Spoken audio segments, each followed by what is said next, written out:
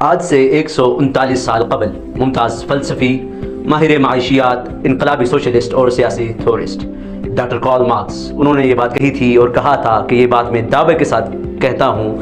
کہ اقتصادی حالات ہی ملک و قوم کی ترقی و زوال کا سبب بنتے ہیں،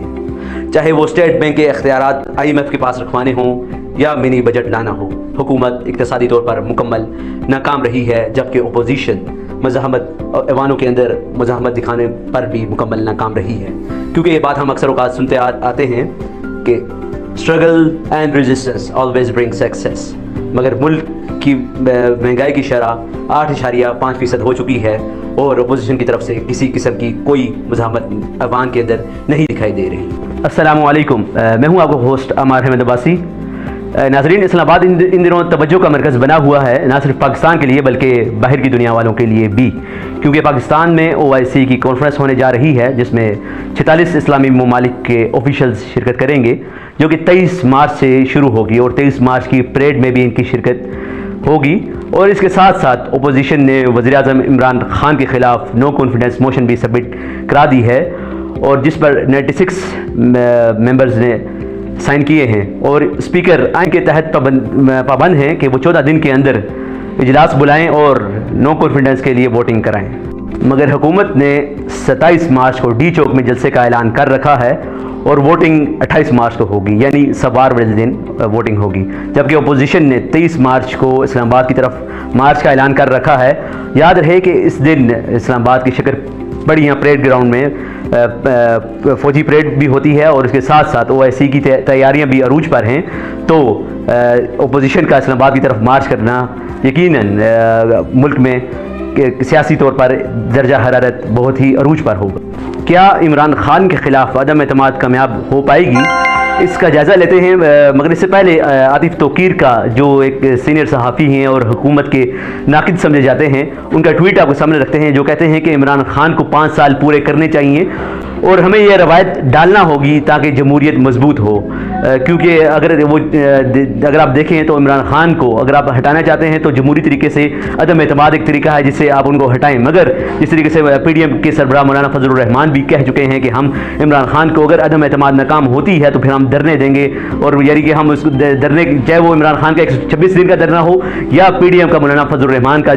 اگر عدم اعتماد کی ناکامی کی صورت میں دھرنا ہو، یہ کسی صورت بھی جمہوریت کے حق میں نہیں ہے، اور اس طریقے سے اگر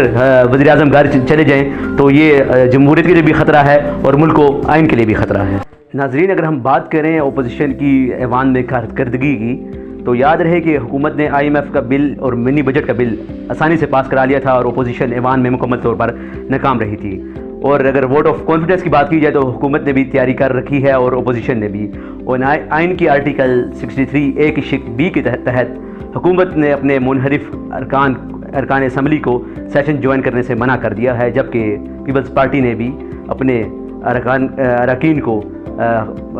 خبردار کیا ہے کہ اگر وہ اسمبلی میں نہیں آتے تو ان پر آئین کی آرٹیکل 63A کی شق B کے تحت ان پر کارروائی ہوگی، جس پر حامد میر نے ٹویٹ کیا اور لکھا کہ یہ وہی قانون ہے جو نواز شریف نے قومی اسمبلی سے 12 منٹ میں پاس کروایا تھا۔ مگر یہاں سوال یہ ہے کہ اگر جو تحریک انصاف کے ممبران اسمبلی ہیں، اگر انہیں اپنے وزیر اعظم پر اعتماد ہے اور وزیر اعظم کو اپنے ممبران پر اعتماد ہے، تو پھر انہیں اسمبلی کے اجلاس میں جانے سے کیوں روکا گیا؟ کیا وزیر اعظم گھبرا چکے ہیں؟ اس کے ساتھ ساتھ عمران خان نے ڈی چوک میں جس جلسے کا اعلان کر رکھا ہے اس میں انہوں نے 10 لاکھ کارکنان کو جمع کرنے کی ہدایت کی ہے، اور عدم اعتماد سے ایک دن پہلے یہ جلسہ ہوگا۔ اگر یہ عدم اعتماد کامیاب ہوتی ہے تو پھر یہ جلسہ یہ دھرنے میں بدل جائے گا، مگر اس بات کا ابھی تک کچھ پتہ نہیں چل سکا کہ یہ دھرنا کس کے خلاف ہوگا،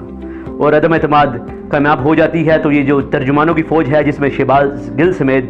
جو ڈفرینٹ کنٹریز سے جو آئے ہوئے ترجمان، وہ اپنے ملک واپس چلے جائیں گے، اور یہ جو ترجمانوں کی فوج ہے یہ یعنی کیونکہ یہ بھرتی کیے گئے ملازمین ہیں، یہ روایتی سیاستدان نہیں ہیں، تو یہ اپنے ملک واپس چلے جائیں گے اور عمران خان کے مستقبل کا تعین اس کے بعد کیا جائے گا۔ اگر یہ عدم اعتماد ناکام ہوتی ہے تو وزیر اعظم یعنی عمران خان اپنی وزارت عظمیٰ کی کرسی بچا لیتے ہیں، اور اس صورت میں اپوزیشن جس نے آج دن تک چاہے وہ ایوان کے اندر ہو یا ایوان کے باہر کوئی خاطر خواہ کارکردگی نہیں دکھائی، اور بقول عمران خان کے کہ یہ نااہل اپوزیشن ہے اور یہ ان کی خوش قسمتی ہے کہ ایسی نالائق اپوزیشن ان کو ملی ہے، یہ اپوزیشن عدم اعتماد میں ناکام ہونے کے بعد مزید پستی کا شکار ہو جائے گی، اور پی ڈی ایم کے سربراہ مولانا فضل الرحمان یہ کہہ چکے ہیں کہ وہ دھرنے اور دیگر طریقوں سے عمران خان کو چلتا کریں گے، کیونکہ عمران خان کی حکومت سلیکٹڈ ہے اور عمران خان الیکٹ نہیں بلکہ سلیکٹ کیے گئے۔ مگر ناظرین، بے شک عدم اعتماد کامیاب ہو یا نہ ہو، غریب کا اس سے کوئی لینا دینا نہیں۔ غریب کو اپنا کمانے کے لیے روزگار چاہیے اور کھانے کے لیے 2 وقت کی روٹی اور سر چھپانے کے لیے چھت چاہیے۔ اپوزیشن ہو یا حکومت، دونوں اقتدار کی جنگ لڑ رہی ہیں اور دونوں صرف وزارت عظمیٰ کی کرسی کے لیے یا نئے الیکشنز کے لیے عدم اعتماد لا رہے ہیں، غریب کی کوئی بات نہیں کر رہا۔